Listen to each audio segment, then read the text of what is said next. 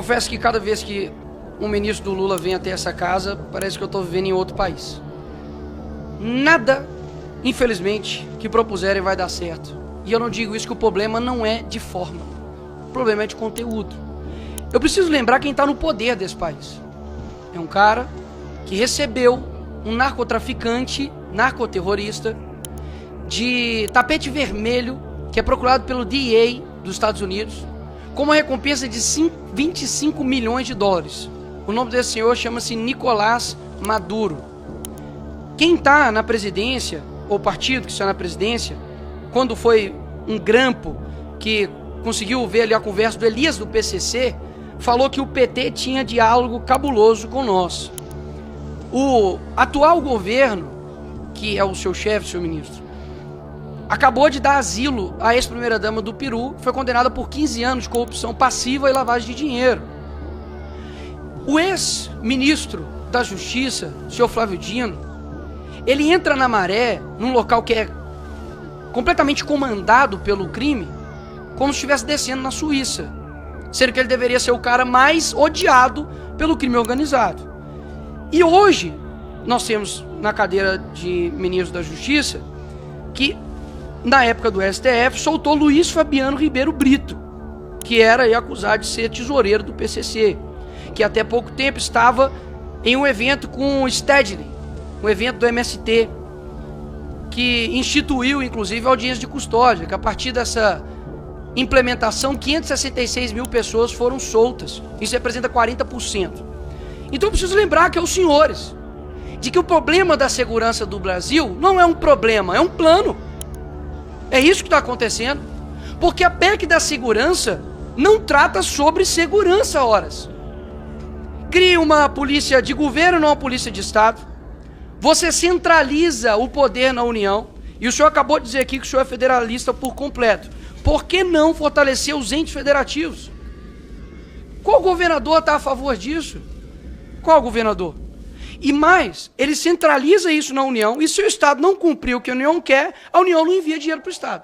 Ou seja, quer trazer para a União a segurança pública, mas vamos fazer um retrospecto? O que a União, o que ela comanda, o que ela tem de competência é de qualidade aqui no nosso país. Vamos lá. A gente tem a saúde que está em escândalos e recordes de dengue, que está faltando insulina nos postos. Você tem educação, que nós ocupamos aí os últimos lugares na OCDE, e cortes bilionários, inclusive. Nós temos as estradas que mais matam pessoas do que de fato passa carro.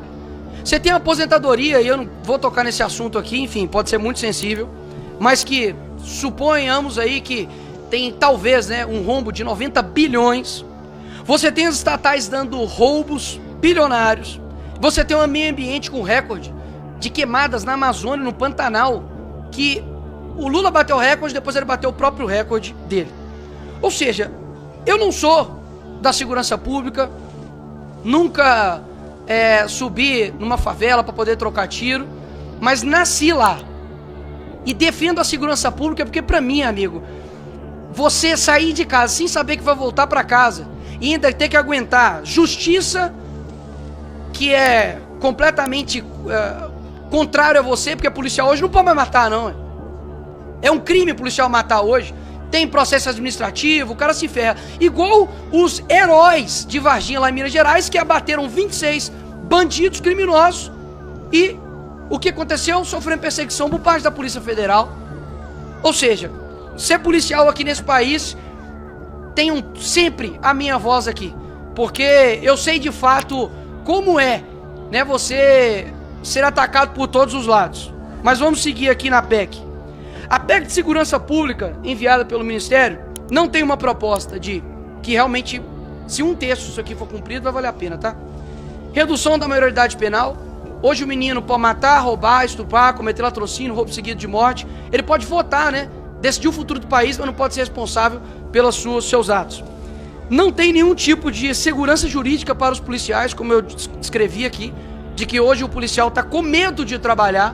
Existe uma imagem de um policial, se eu não me engano, em Minas Gerais, onde um carro cheio de bandidos com fuzil, ele bate de encontro E quando ele olha, ele não atira com medo de dar alguma coisa para ele.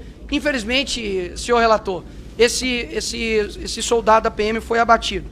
Não há nenhum tipo de sugestão na PEC a respeito do fim da audiência de custódia. Se os senhores tiverem aí uma curiosidade, vá até a internet, TikTok, que a Janja gosta, e coloca lá assim, audiência de custódia. Você vai ver bandidos sendo tratados melhor do que os idosos agora estão sendo roubados no INSS. Eu participei de diversas, senhor ministro, diversas audiências de custódia quando eu estava na PUC Minas. Era o mesmo papo, o senhor foi bem tratado, apertaram muito a sua algema, e aí ele é solto mais rápido do que o policial que tem que ficar lá lavrando o boletim de ocorrência. E não ganha adicional de salubridade, não ganha adicional de periculosidade e nem adicional noturno nem nada. Só ganha um bom adicional de pancada na mídia e pancada também no judiciário. E ai dele, se ele cometer algum erro, né? Porque aí é um policial mal treinado. Enfim, não há nenhum tipo de sugestão sobre endurecimento de penas para criminosos. Hoje o bandido sai de casa com a certeza da impunabilidade. Ele não vai ser punido. Não importa. Se eu não me engano, é que cerca de somente 8% dos homicídios no nosso país são solucionados e vão até o fim. Hoje um criminoso, ele fica em paz, tranquilo, para poder se matar um policial, se matar um pai de família, não tem problema. O que o ministro Mendonça aqui disse é perfeito, eu já tenho repetido isso há muitos anos, senhor presidente, de que existe pena de morte no país? Sim, para vítima. Existe prisão perpétua aqui no nosso país? Sim, existe. Para quem tem que colocar a câmera, todo um aparato de segurança na sua casa, tem que andar de carro blindado, que em outros países é só o presidente, talvez o diretor da FBI usa, mas aqui no Brasil todo mundo usa, afinal de contas, né? As pessoas podem tomar um tiro, né? Por estar ali com um bem. E por fim, não tem nenhuma proposta sobre prender bandido de verdade. Vamos prender os bandidos de verdade. Qual a investigação que está acontecendo? E eu vou finalizar, delegado Heller. Obrigado, Nico. Qual é a investigação que está acontecendo em cima do irmão do Lula? Qual a investigação que está acontecendo do cara que afirmou, do Comando Vermelho, que ordenou trégua de crimes na reunião do G20 no Rio? Qual que é a investigação que está acontecendo com isso? Então, assim, lamento, eu sei que não é tudo culpa sua não, senhor ministro Lewandowski. Eu jamais seria leviano de colocar aqui todos os problemas da segurança pública do nosso país é culpa sua. Mas, infelizmente, o que nós estamos vivendo hoje não é uma crise de segurança pública, é um plano. E eu sei muito bem quem está no poder, os conheço, e infelizmente não tenho bons sentimentos para o futuro do nosso país com relação à segurança pública. Que chegue alguém e buquelize esse país aqui. Obrigado, presidente. Perdão, delegado Edemauro, por receber meu tempo. Se o Chega vencer as eleições legislativas no próximo domingo, a 25 de abril de 2024, eu quero vos dizer uma coisa. O senhor Presidente do Brasil, Luiz Inácio Lula da Silva, não vai entrar em Portugal. E nós não vamos deixar que entre em Portugal. E o senhor Pedro Sanches só entrará quando necessário mesmo. Porque também não queremos que entre muitas vezes. Isto para vos dizer que este governo não se vai vergar aos interesses de Bruxelas. Que este governo vai impor e não ajoelhar. E que este governo não vai deixar entrar esses corruptos internacionais todos aqui no nosso território. Porque eu não estou a brincar. Eles não vão entrar mesmo. E eu garanto-vos que se for primeiro-ministro, o senhor Lula da Silva ficará no aeroporto e não entrará aqui no aeroporto de Lisboa.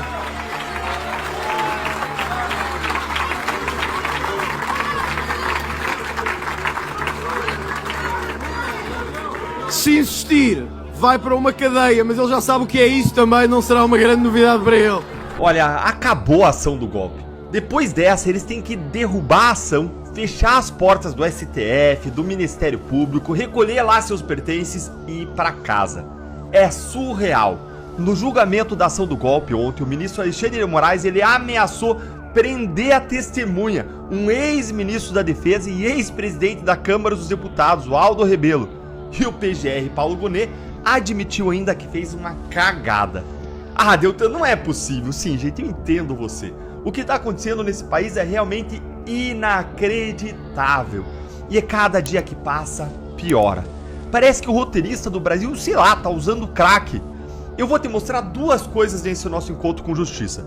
Primeiro, como que o ministro Alexandre de Moraes ele deu mais um dos seus arroubos de amor, de democracia, ao ponto de mandar ameaçar prender uma testemunha, o Aldo Rebelo, que não é qualquer um, eu vou te dizer quem que ele é. Em segundo lugar, eu vou te mostrar um fato extremamente inusitado. O PGR Paulo Gonet admitindo que ele fez aí, nas palavras dele mesmo, uma cagada. Se bem que talvez isso, gente, não devesse ser notícia, né? Porque a notícia é a pessoa que morde o cachorro. Quando o cachorro morde a pessoa, isso não é notícia, isso é o normal. A notícia é o inusitado. Então devia ser notícia que o STF não tivesse feito cagada, e não que foi feita a cagada. Mas olha aí, indo pro primeiro ponto, direto ao ponto, dá uma olhadinha nessa matéria aqui do G1, ó. Moraes ameaça prender Aldo Rebelo, testemunha na ação do golpe. Se não se comportar, será preso por desacato. Gente, será que o Moraes tá bem? Será que tá acontecendo alguma coisa com ele? Teve por acaso algum evento, algum fato recente que tá estressando muito o ministro aí, será? Alguma coisa que tá botando pressão nele, que vem dos Estados Unidos? Não sei. Eu não sei, ele me parece muito aí destemperado, desesperado, desequilibrado emocionalmente, muito estourado. Talvez a mesma coisa que talvez acometa o Toffoli, é uma outra hipótese. Às vezes o Toffoli ele aparece meio desorientado no tribunal, mas alguma coisa está acontecendo. Se vocês souberem alguma coisa, me contem aí nos comentários, porque rolam aí as histórias do bastidores de tá vendo o que tá vindo dos Estados Unidos. E bora pra matéria, porque você não vai acreditar nessa situação aqui. Dá uma olhadinha, que coisa surreal. Durante o depoimento ao STF, Rebelo foi questionado pelo advogado do ex-comandante da Marinha se o Garnier teria colocado tropas à disposição de Bolsonaro para levar adiante a tentativa de golpe. O objetivo da pergunta era checar se, na opinião da testemunha, que já foi ministro da Defesa, seria possível o comandante da Marinha mobilizar as tropas sozinho, por decisão unilateral. O advogado queria mostrar que isso não era possível. Aldo Rebelo rebateu. Ele ponderou que era preciso considerar o que significa uma força de expressão na língua portuguesa. Isso porque, segundo Rebelo, Garnier teria dito que estava à disposição e isso não significava literalmente que ele queria dar um golpe. Aspas dele. É preciso levar em conta que na língua portuguesa nós conhecemos aquilo que se usa muitas vezes que é a força de expressão. A força de expressão nunca pode ser tomada literalmente. Quando alguém diz que estou frito, não significa que está dentro de uma frigideira. Quando diz que está apertado, não significa que está submetido a uma pressão literal. Quando alguém diz estou à disposição, a expressão não precisa ser lida literalmente, respondeu o Rebelo. A resposta irritou Moraes. O senhor estava na reunião quando o almirante Garnier disse a expressão? O ex-ministro respondeu negativamente. Então o senhor não tem condição de avaliar a língua portuguesa naquele momento. Atenha-se aos fatos, respondeu o ministro Alexandre de Moraes. Gente, que necessidade é essa de o Moraes de o tempo inteiro ele tentar desconstruir a defesa dos réus, hein? O que ele é? Ele é juiz ou ele é inquisidor? Ele é juiz ou ele é procurador? Ele tá acusando ou ele tá julgando? Olha, esse papel aí não é de Moraes, é do Paulo Gonet, que admitiu, aliás, que fez cagada, como eu vou te mostrar daqui a pouquinho.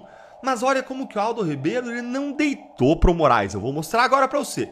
Ele não se deitou, não se curvou ao Moraes, não se ajoelhou e ainda deu uma invertida no ministro, que deixou o ministro Alexandre de Moraes furioso. Você já vai ver. E, gente, o Aldo Rebelo ele foi deputado 6 vezes, presidente da Câmara, ministro do Esporte, ministro da Ciência e Tecnologia, foi ministro da Defesa, o que faz ele entender muito das Forças Armadas, foi secretário da Casa Civil do governo de São Paulo, foi depois secretário das Relações Internacionais do município de São Paulo, ou seja, a gente está falando de alguém muito respeitado pela sua história e pela sua experiência. E aí, olha isso aqui que ele respondeu. Rebelo rebateu. Em primeiro lugar, a minha apreciação da língua portuguesa é minha e eu não admito censura. Moraes respondeu. Se o senhor não se comportar, o senhor vai ser preso por desacato. Rebelo, eu tô me comportando. Moraes, então se comporte e responda a pergunta. Testemunha não pode dar o seu valor à questão, mas tem toda a liberdade para fazer uma resposta tática. Tenha misericórdia de nós. Pra onde a gente vai com o STF desses, com um ministro desses? O nosso ouvido não é pinico, ministro Moraes, não é privada. E olha logo quem detonou o Moraes por essa ameaça e esse comportamento arbitrário, digno de ditador. Veja aqui sobre o que diz sobre isso o Demetrio Magnoli ao vivo na Globo News. Olha aí. Punho ou média a declaração do Rebelo, eu acho errada. A declaração do Rebelo, eu acho, é a minha opinião. Mas eu acho que o fato não é esse. Testemunhas falam coisas certas, erradas, depois os juízes vão tomar as decisões. Mas ameaçar de prisão por um diálogo desse tipo... Bom senso! É uma arbitrariedade absoluta. Ameaçar um ex-deputado, um ex-ministro, uma figura pública conhecida no Brasil, uma figura que sempre teve os melhores modos na vida pública brasileira. Eu sempre discordei bastante de Aldo Rebelo do ponto de vista político, numa série de questões. Mas sempre foi uma figura pública respeitosa e admirável. Essa resposta não tem nenhum tipo de ofensa, não traz nenhum tipo de agressão ao juiz. A ameaça de prisão é uma arbitrariedade completa de Alexandre de Moraes. Gente, o bom senso tá voltando ao Brasil. Bom senso tá voltando aí na Globo News, Demetrio Magnoli. Bom senso. Certíssimo, Demetrio. E quem deveria fazer o papel de procurador nesse caso é o PGR Paulo Gonet. E mesmo o procurador, ele busca a verdade, ele não busca justiçamento, não busca vingança. Ele busca a verdade e a justiça. Então, um procurador, ele ia explorar a visão da testemunha, entender por quê. O senhor foi ministro da Defesa, o que impede? Ia explorar e não censurar. E não ali pressionar, como dizendo assim, não, entra na nossa narrativa, senão você vai se ferrar. Isso não. Então quem devia fazer o papel, eventualmente, até de dar uma confrontada ali, era o Paulo Gonet. Mas o Paulo Gonet estava muito ocupado. Talvez ele estava no banheiro essa hora. Afinal, ele foi lá e ele admitiu isso aí, ó. Ele admitiu que ele fez cagada. Olha o que saiu aí na Folha de São Paulo. Gonet esquece o microfone aberto e diz que fez cagada no depoimento de Aldo Rebelo ao STF. De acordo com relatos, os dois estavam em um embate caloroso após Gonet ter feito uma pergunta que começava com a frase: "O senhor acredita?" A colocação caiu mal, pois, de acordo com advogados familiarizados com o caso, testemunhas relatam fatos e não opiniões, e não crenças. Gente, isso é uma coisa básica do processo penal. A testemunha, ela fala sobre fatos e não sobre crenças, mas às vezes é possível se extrair ali alguma visão da experiência da pessoa, como uma pessoa que foi o ministro da Defesa, sobre como normalmente as coisas funcionam, enfim. Aí o Gonet, sem perceber que seu microfone ainda estava aberto, ele falou: "Fiz uma cagada agora." Ainda segundo relatos, as pessoas que acompanhavam a sessão deram risada da gafe. Infelizmente a gente não tem o vídeo para mostrar para você, sabe por quê? Porque lá no STF não tem transparência. Eles dizem que tem, mas na prática não tem.